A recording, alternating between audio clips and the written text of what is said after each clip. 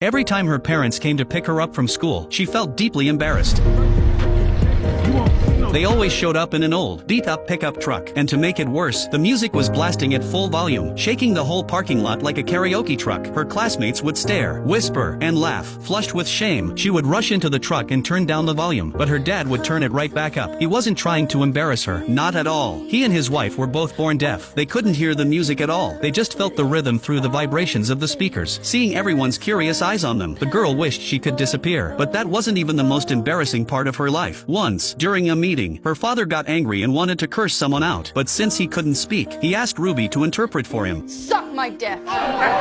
She wanted the floor to open and swallow her whole. It didn't stop there. When her dad went to see a doctor for a private male health issue, Ruby had to go along and translate every word. He described everything in detail, completely forgetting his teenage daughter was standing beside him. Ruby finally interrupted, telling the doctor that he already understood the situation. The doctor then gently reminded her parents to pay more attention to personal hygiene. Ruby's parents and brother were all deaf. She was the only one born with hearing. To everyone else, it might have seemed like a blessing, but for Ruby, it was a burden, a heavy one. The family made their living by fishing. Every morning at 3 a.m., Ruby got up to help her parents on the boat. She wasn't there just for company. She was the only one who could use the radio. The only reason their boat was allowed to leave the dock. They couldn't fish without her. They couldn't sell the catch without her either. Ruby was the bridge that kept their whole world connected. At such a young age, she carried responsibilities no teenager should have to bear. By the time the boat came back, she was exhausted physically and mentally. She barely had time for breakfast before rushing to school. Life was hard and tiring, but Ruby never complained. Even when her classmates made fun of her, she stayed silent. She had already grown used to it. Deep down, though, she felt small. She had a crush on a boy named Miles, but she never had the courage to tell him. When the time came to choose elective classes, Ruby saw that Miles had joined the choir, so she secretly signed up too, hoping to spend more time with him, to test everyone's voice. The teacher asked each student to sing one line from Happy Birthday. One by one, they sang with confidence and skill. Ruby watched as everyone seemed more talented than her, and her nerves tightened. When it was finally her turn, she froze. Her chest felt tight. She couldn't even open her mouth. In the end, she ran out of the room to protect herself. Alone, she could finally breathe again, and quietly, she began to sing.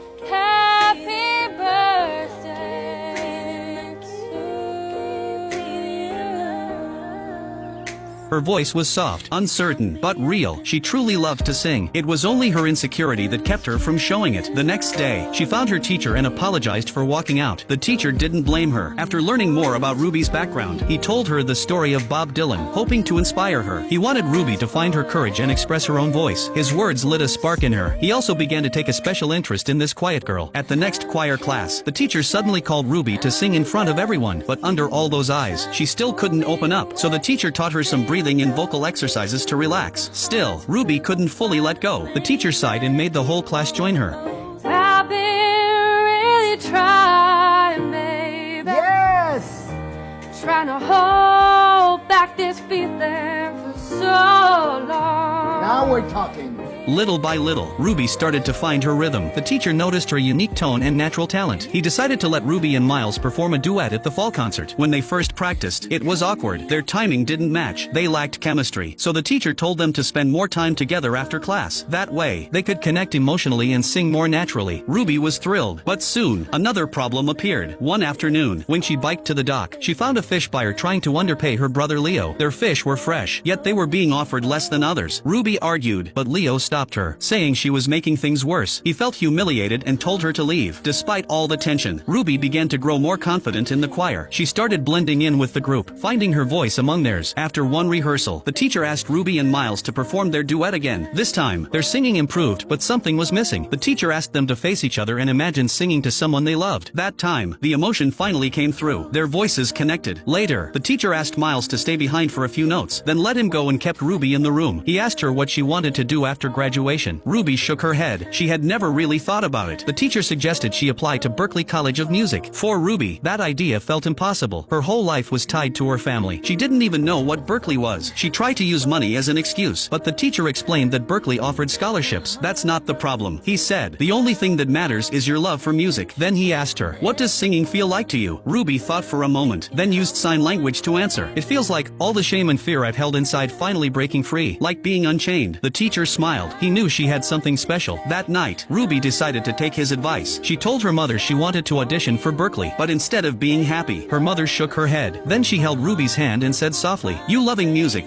it's like a blind person loving painting." The words hit Ruby hard. Her confidence shattered again. A few days later, Ruby brought Miles home to practice their duet. They started singing face to face, but it felt awkward, so they turned their backs to each other. As they sang, the distance between them closed. Everything seemed to be going well until another crisis hit. One day, Ruby's father brought her to a fisherman's meeting. The government wanted every boat to hire a monitor to prevent illegal fishing. It meant more expenses for small families like theirs. The fishermen were angry, especially after years of being underpaid by the dealers. Ruby translated her father's words as he stood up and spoke passionately. "We can't keep sacrificing like this. We'll sell our fish directly from now on." Everyone cheered, but when they got home, her mother was furious. They didn't have money for that kind of change. Selling directly would be complicated, especially since none of them could talk to customers. Her father then turned to Ruby again. Once more, she had to shoulder the family's burden. From fishing to selling, Ruby had to handle everything herself. She was drowning in responsibility, but she kept pushing through. She didn't give up on music either. Under her teacher's guidance, she improved quickly. Business got better too, but Ruby had no time to rest. One afternoon, she was so tired she fell asleep during practice. When she kept arriving late, the teacher finally lost patience. "If you waste my time, I will not work with you."